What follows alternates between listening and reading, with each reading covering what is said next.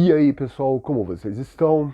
Vamos dar uma olhada numa série que está aí na Netflix, quarta temporada, lançada em 2019. Essa série tem episódios e histórias independentes, mistura ficção científica, né, terror, coisas bizarras, filosóficas, robôs, animais, o amor, oh, l'amour, temas sombrios, mundos oníricos, os traços e desenhos diferentes em cada episódio. Vagamente inspirada em uma série, em uma saga conhecida dos quadrinhos como Heavy Metal. Um, o responsável pela animação como a Blue Studios e a Passion Animações, né? E entre outros estúdios renomados, tem seus trabalhos apresentados nessa animação adulta e que inicialmente era um projeto que seria um longa-metragem, né, um filme, mas acabou não acontecendo, né, por vários motivos e ficou um tempinho aí engavetada, ficou parada e até que a Netflix se interessou pelas ideias e pelo material, né, que tinha ideias inovadoras, né, e até resolver produzir então essa série de animação adulta, né? Vou deixar bem claro, não é para criancinha, criada por David Finch e Tim Miller, produtor, diretor, né? Se revezando. Love, Death and Robots, Morte, Robôs e Amor. Quarta temporada. Bora ver?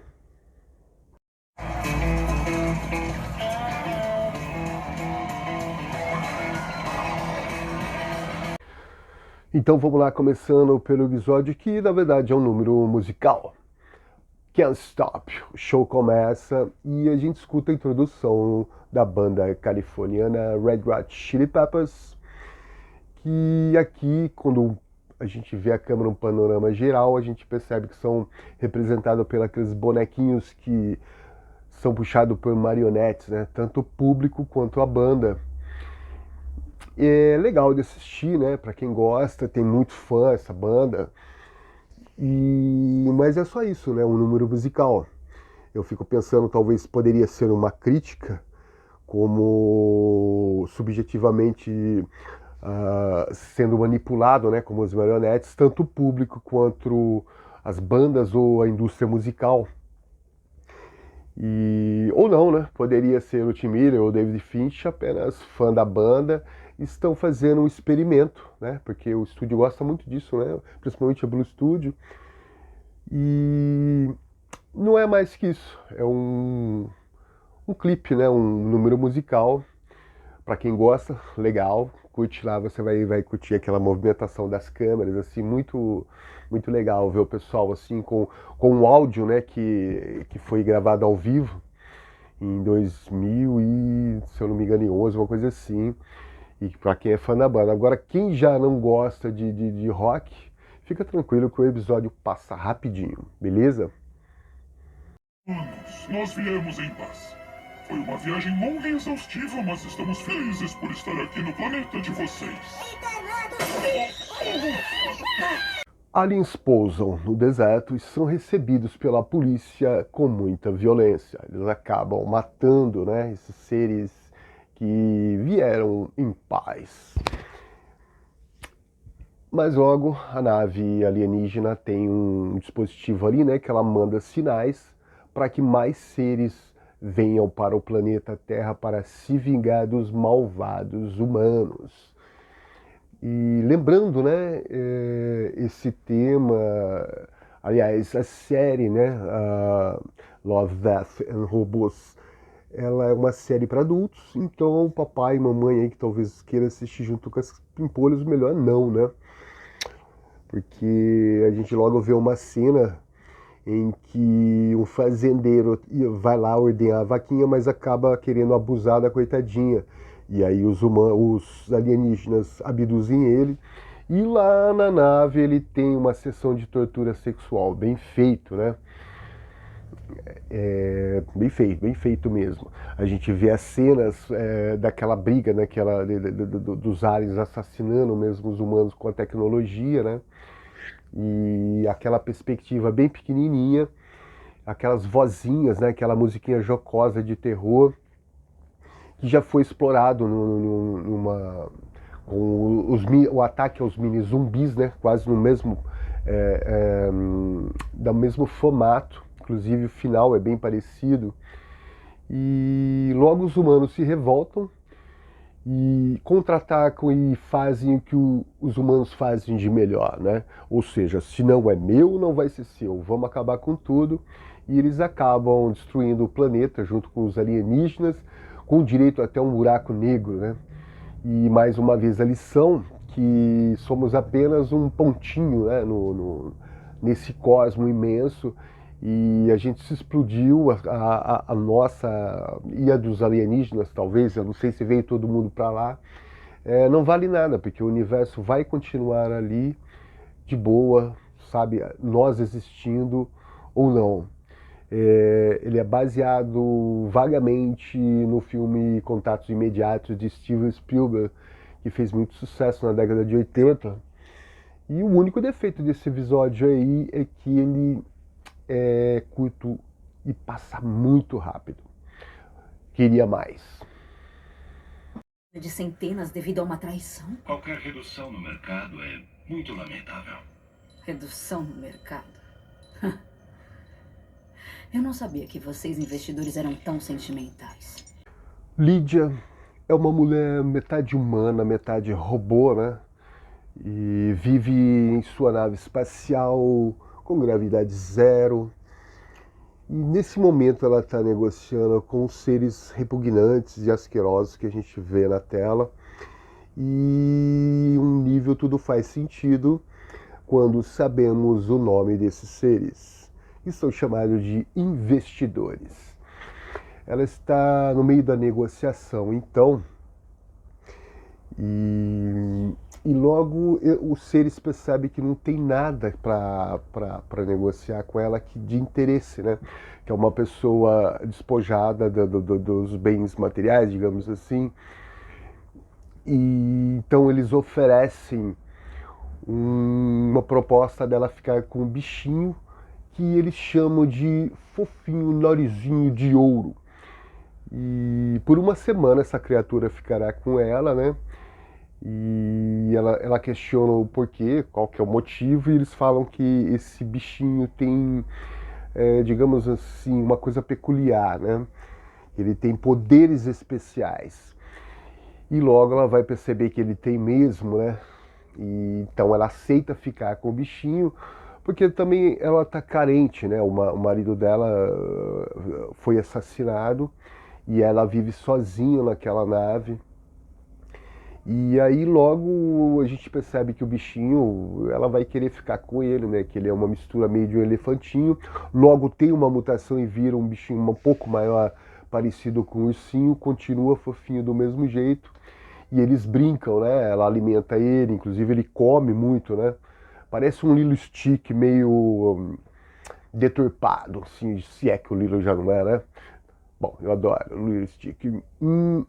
Aí eles estão no meio da brincadeira, tá tranquilo lá, e a paz é interrompida por caçadores de recompensa. E esses caçadores de recompensa são os mesmos que mataram o marido dela, né? E agora estão atrás dela para fazer a mesma coisa. Então, uma batalha épica é travada e ela consegue finalmente matar o algoz do marido com a ajuda do fofinho narizinho de ouro. É um episódio muito legal, assim, bem, digamos assim, estranho, mas um dos melhores dessa quarta temporada, pelo menos na minha opinião, né? E tem aqueles plot twister no final, assim, que eu gosto muito. E ela percebe que ao fazer negócios com esses investidores capitalistas espaciais, digamos assim, vai acabar sendo um mau negócio para ela, como ela vai descobrir tarde demais.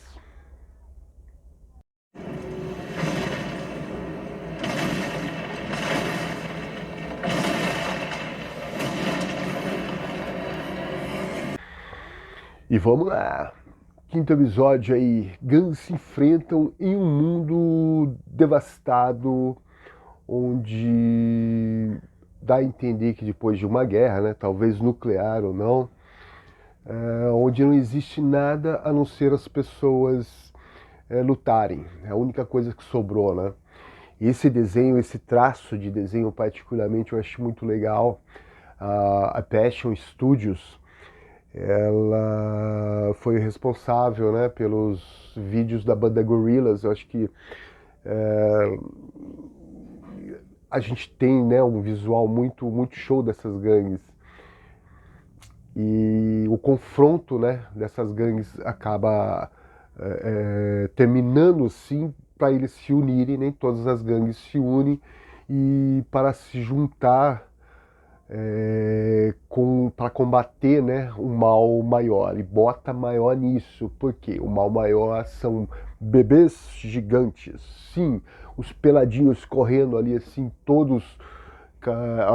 Eu lembrei um pouco, né, de Fúria de Titãs, né, quando aqueles monstrão saem naquele barbarizando as pessoas, e aí tem esses bebezinhos, né, todos revoltados ali, peladinhos, massacrando, né, como eu digo de novo, deixar bem claro, é um filme, é uma animação adulta, né, então tem muita violência, né, e essas gangues então se juntam para tentar deter esse robô, né? Esses bebês. E a animação é bastante surreal e violenta, né? E foi, eu acho que uma das melhores também, junto com a Spider-Rose, que valeu muito. Mas, de novo, né? Tem muito sangue, muita violência, né? Essa luta bem, bem visceral, cara. Gostei mesmo. Sinta todo o meu poder, criatura tola! Uma voz sinistra faz uma introdução, né? E aí escutamos um plano de dominação global, mas ao ver quem está falando, quem está narrando esse plano, né? E a gente vê que é um gato felpudo, laranja, um cara de mal. Ele mora em um apartamento com seus donos. E os dois humanos, ao contrário da intelectualidade desse gato, parecem imbecis, né? As vozes, as atitudes, assim, são bem desengonçadas, chega a ser grotesca. E as vozes dele, né, incompreensíveis. A novidade é que esses humanos compram um robô para ajudar na casa. E aí não demora muito. O robô e o gato se entendem, né? E começa então uma simbiose entre os dois para eles terem o que? Liberdade. O gato começa então a manipular o robô, né? Mas não pense que é um robô qualquer, né? Esse robô é de última geração. E ele abre portas, apaga luzes, ele entende o gato, né? Ele faz um programa ali em que consegue se comunicar, né? Onde o gato, que na verdade chama Sanchez, mas ele diz que não é, tá escrito lá na terrinha dele, na comidinha dele lá, mas ele fala que o nome dele não é Sanchez. E ele tem apenas isso, né? A ambição de conquistar o mundo, né? Bem mostrando a superioridade dos gatos, né? E esse estilo que eu achei até interessante, que a gente tem os gatos, né? Como protagonistas, assim como a religião, né? Nesse quarta temporada, eu percebo que tem muito. Eu não sei se é apelação, porque eu, por exemplo, eu tenho 4 gatos. E muita gente hoje parece que tem uma pesquisa, né? Que os gatos estão mesmo dominando o mundo. Mas como você vai ver, vai ter muitos gatos assim, nessa quarta temporada. Assim como a religião, né? Se apresente. E, como eu disse, essa superioridade dos gatos ali, esses adultos sendo representados grotescamente, que logo sendo inferiores, né? A gente tem essa coisa da IA, né? Da inteligência artificial já está começando, né? Pelo menos é o folclore, né? Que daqui a um tempo a inteligência vai dominar o ser humano. E junto com os gatos que não tá nem aí, que é esse serzinho aí tranquilo, que só pensa em dominar o mundo. E logo a gente percebe ver eles mesmo, seguindo o plano, onde o robô e o gato eles conseguem a adesão dos outros robôs e dos outros gatos das outras casas e começam a dominar a cidade, que logo logo começa a desmoronar.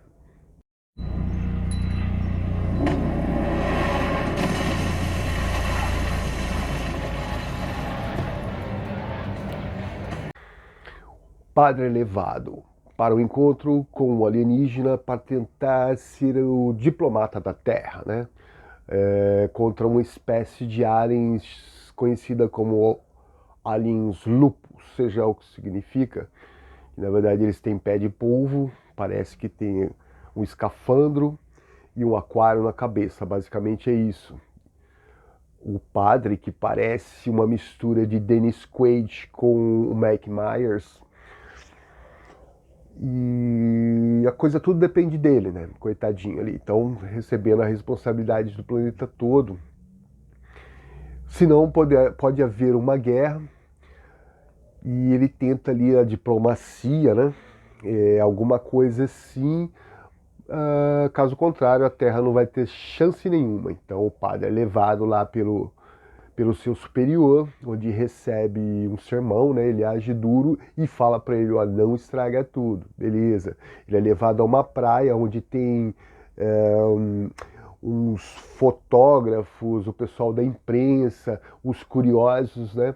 Os militares cercando tudo ali, e logo é recebido por um militar que também leva ele até um local onde vai aparecer o encontro.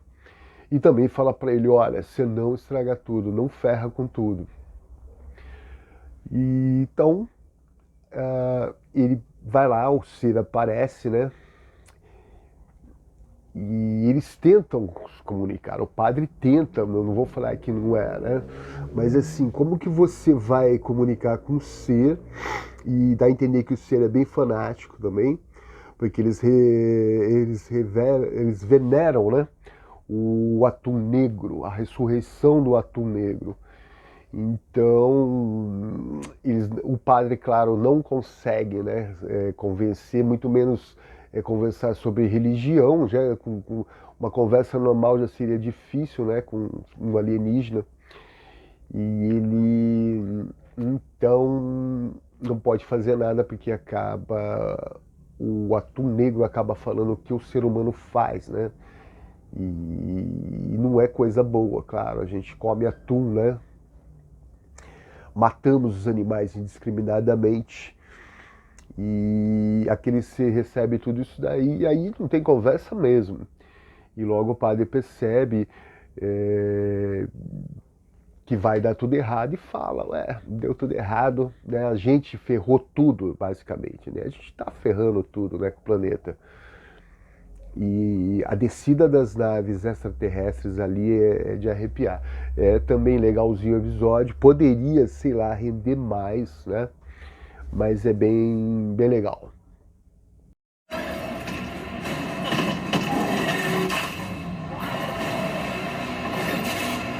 E eventos são feitos para o deleite dos nobres das elites galácticas. Como na Roma Antiga, havia gladiadores, né, que lutavam ali para o entretenimento da nobreza.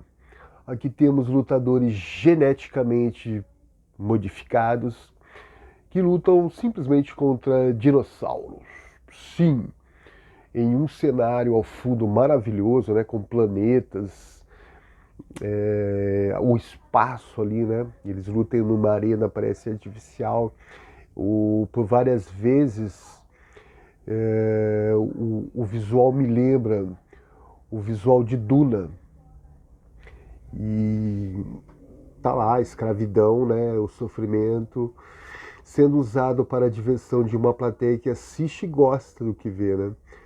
O esperado confronto entre o personagem principal, ou seja, com o Tyrannosaurus Rex, acaba acontecendo e Quanto mais sangue, né, mais aplauso da plateia. E por toda a arena, né, então a elite literalmente urra, né, de satisfação ao ver o sofrimento dos oprimidos e literalmente bebe, né, o sangue dos oprimidos ali. E é tanta injustiça, né, no episódio, então, que a gente acaba torcendo para que aconteça alguma vingança, né? E, na verdade, acontece, mas muito morna, né? E ao contrário do que o personagem diz, né? Do que o personagem diz, os oprimidos não conseguem, não vai conseguir se libertar do sistema e muito menos fazer a justiça, né, que seria necessária esse tipo de desigualdade, mas não acontece como na vida real. Eu tô com uma gripe terrível aqui, onde na região de São Paulo tá todo mundo gripado, então me desculpe. Hoje, senhores, vão passar uma linha no buraco da agulha. Um ataque de extrema importância para os esforços de guerra num alvo muito bem protegido. Zack era um soldado que não tinha medo de nada, né? E bem fanfarrão, cético, fica sempre provocando. Até que em uma missão que ele teria que voar para a França, né? Com os companheiros e jogar uma bomba em uma igreja. Sim, mas é uma igreja especial. Está acontecendo algo sobrenatural ali, né? E nos preparativos, Zack zomba dizendo que a igreja é apenas mais um alvo, como outro qualquer. E, claro, os outros soldados ficam desconfortáveis com isso e pedem para que ele não zombe. E sendo uma igreja, né, um lugar sagrado. Mas nessa igreja está acontecendo uma espécie de ritual satânico nazista, se é que essas duas palavras não são iguais, com alguns homens lá, né, amarrados e sendo submetidos a um sacrifício. E a gente vê escuta línguas estranhas, invocações, né, o pessoal fazendo aquelas liturgias todas.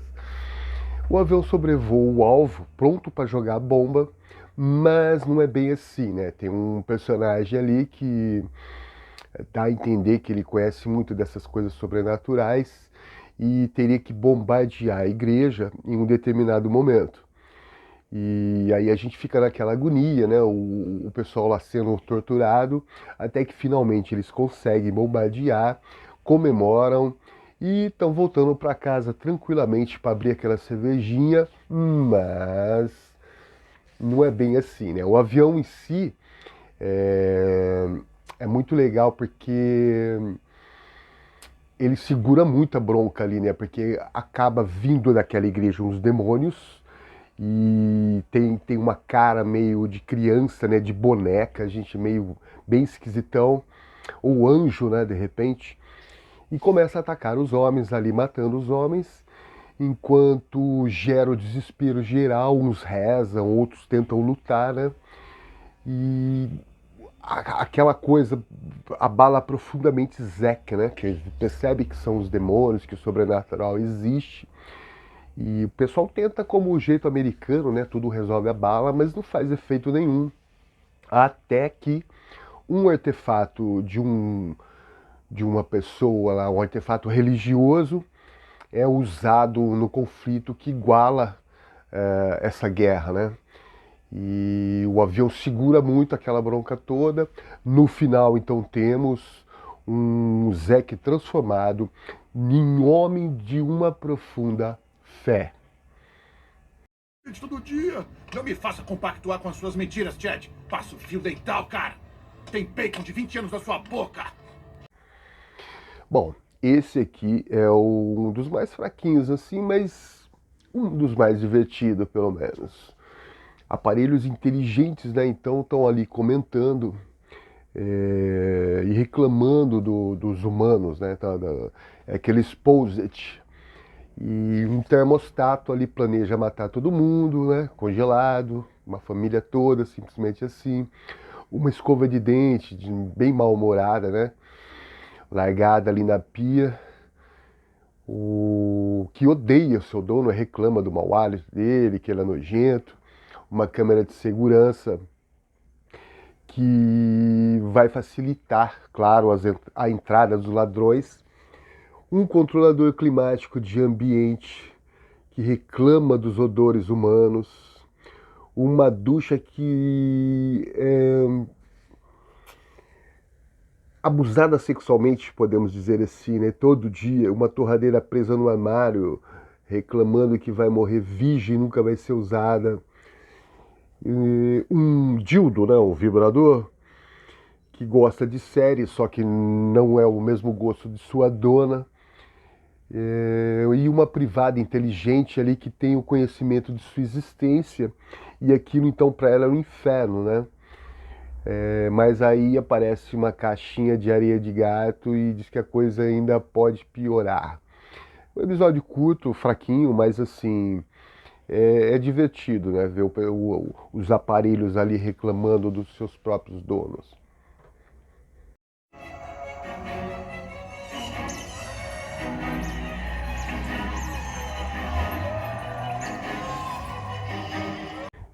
Esse, finalmente chegamos ao final, e esse eu acho que é o melhor de todos.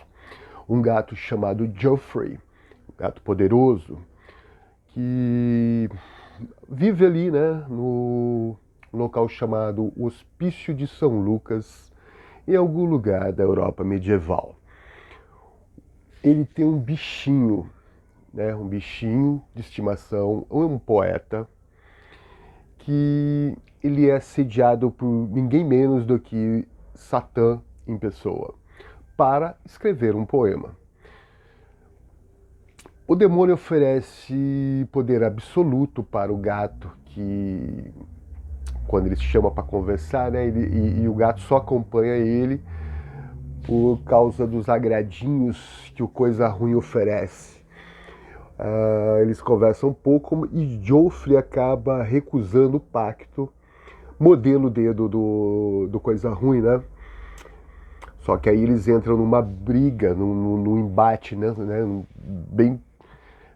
Bem violento, e quando Geoffrey vai ser eliminado por Satã, o poeta, o homenzinho, né, insignificante, faz um pacto lá com Coisa Ruim, com o Satã, para que ele não mate Geoffrey. Em troca, ele escreveria o poema para ele. Como o Geoffrey está lá debilitado, não pôde fazer nada, ele está ali humilhado, revoltado, até que um dia ele cria forças e vai procurar os gatos de rua, que é um gatão fortão, confiante, uma gata elegante, né, bem inteligente, e a gatinha caçadora da noite, que é a mais poderosa de todas.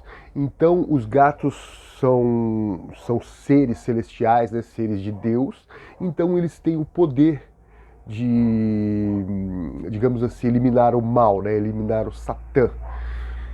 E o fundo desse combate, né, que eles chegam ali para essa luta, é aquela música erudita, combinando com o desenho. Então a gente escuta aquelas maravilhas de Mozart, Vivaldi, inclusive o Satã, né? Ele tem aquela cara do Salieri, né? Que fez no filme do Mozart, que era o cara que tinha, digamos assim, inveja de Mozart e presumidamente contribuiu para que Mozart saísse dessa para melhor. O desenho, então, com sincronia com a música erudita, perfeito. E quando tudo parece finalmente perdido ali, Geoffrey dá aquela mordida no pergaminho, no que o que o poeta estava escrevendo, e acaba destruindo os poderes de Satã, que volta lá para o inferno, para o Hades, todo com o rabinho entre as pernas, e foge assustados dos poderes, né, dos gatos. É o seguinte, eu só tiro a poeira. Bom, então chegamos ao fim dessa maratona, né? E no total, então, os episódios, a maioria não me empolgou, achei um pouco repetitivo, né? E a série parece perder um pouco da vitalidade, que é normal, né? Mas continua uma boa diversão, né? Vamos ver se o pessoal acerta na próxima mais do que erra. Mas ainda vale a pena assistir não só essa quarta temporada, mas toda a série de Love, Death and Robots. Obrigado, meu querido, agradeço mesmo. E se você não é inscrito, gostaria de convidar a se inscrever. Se você já é inscrito, dê o seu like aí, é bem importante. E compartilhe o vídeo e obrigado.